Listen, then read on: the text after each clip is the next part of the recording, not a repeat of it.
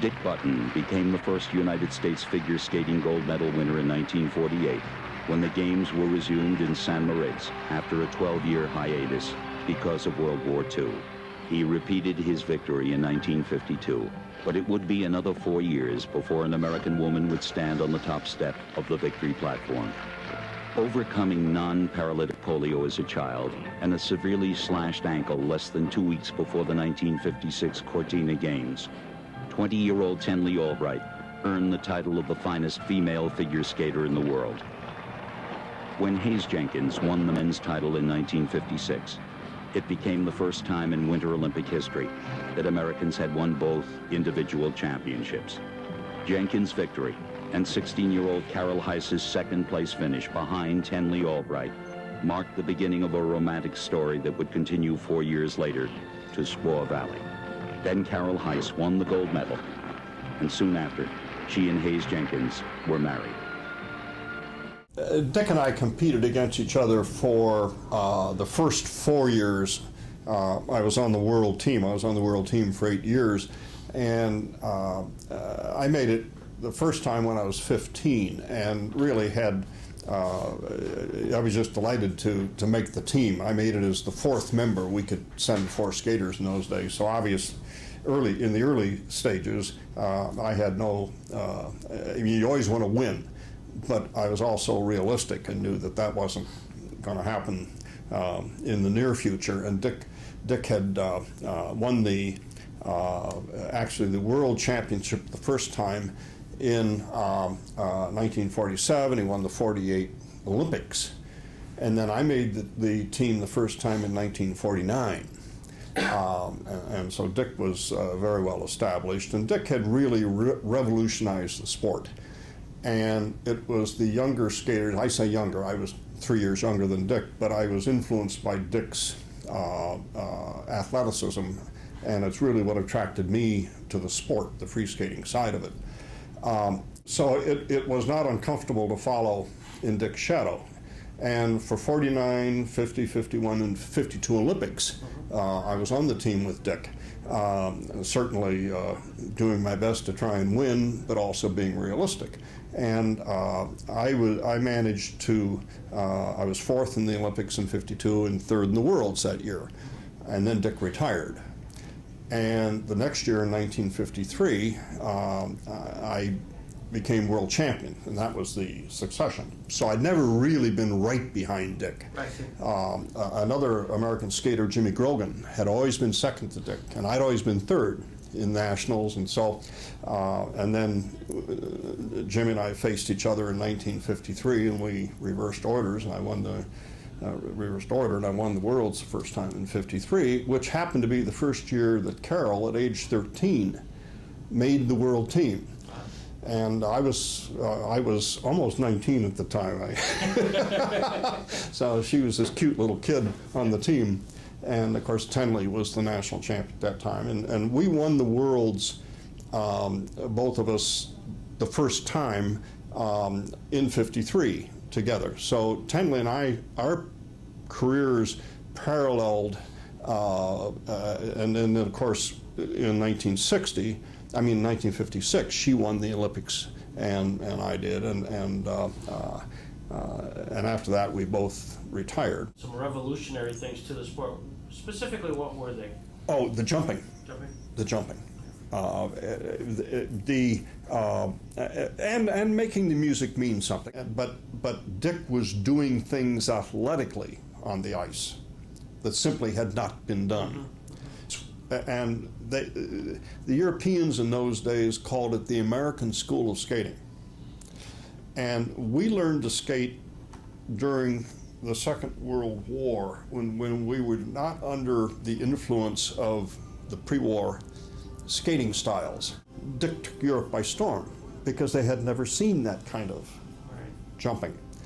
And then the other Americans were ready to come along and follow because we had been, that's the school of skating that we had grown up under. 1956 Olympics. Who was your competition there? Well, my competition was actually the other two American boys. We were entitled to have three members at that point in the Olympics, and Ronnie Robertson, who was the second-ranked skater in the United States, and my younger brother David, who was third. And that's the order in which we finished the Olympics in 1960, and then, or in 56, and 2 weeks later we had the World Championships in Garmisch, Germany, and again we finished first, second, third. In that competition, it was the first time Carol won the World Championships. She had been second in the Olympics and won the World. So for that one World championship, we were world champions together, which is a wonderful memory. And I think this is when Carol and I started to notice one another.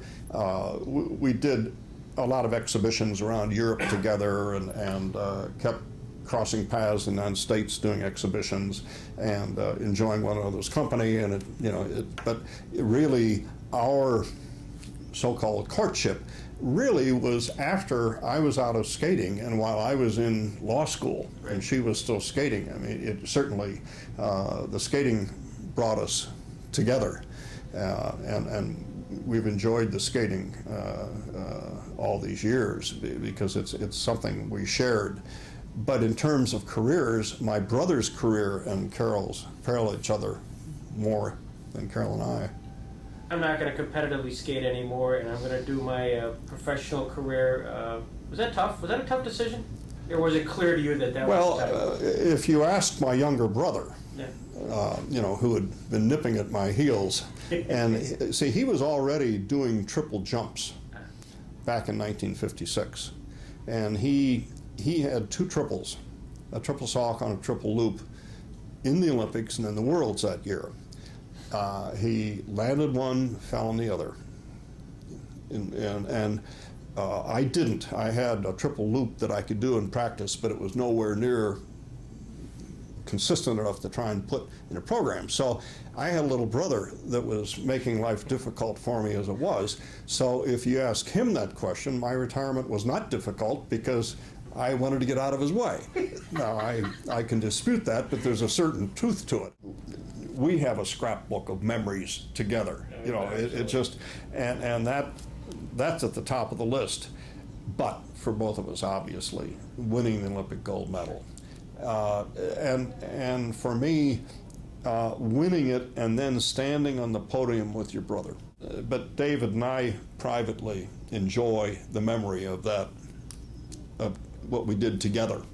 Interestingly enough, he won the Olympics during his second year of medical school, which is quite an extraordinary achievement. I feel my place in the sport is taking what Dick Button gave to the sport, and there's no question he revolutionized the sport.